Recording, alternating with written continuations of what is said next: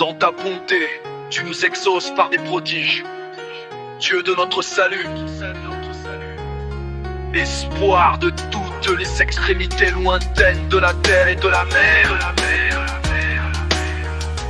Or l'espérance ne trompe point, parce que l'amour de Dieu est répandu dans nos cœurs par le Saint-Esprit qui nous a été donné.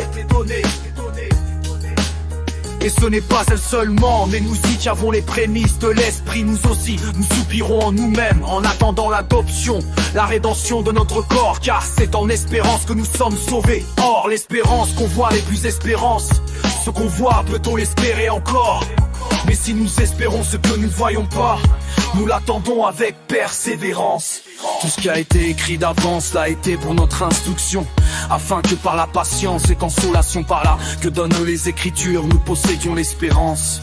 Je ne cesse de rendre grâce pour vous, faisant mention de vous dans mes prières, et qu'il illumine les yeux de votre cœur pour que vous sachiez quelle est l'espérance qui s'attache à son appel, quelle est la richesse de la gloire de son héritage qu'il réserve aux saints, et quelle est envers nous qui croyons l'infinie grandeur de sa puissance, se manifestant avec efficacité par la vertu de sa force.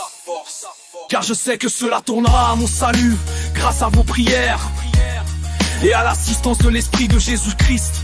Selon ma ferme attente et mon espérance que je n'aurai honte de rien, maintenant comme toujours Christ sera glorifié dans mon corps avec une pleine assurance, sans par ma vie, sans par ma mort, car Christ est ma vie et la mort m'est un gain.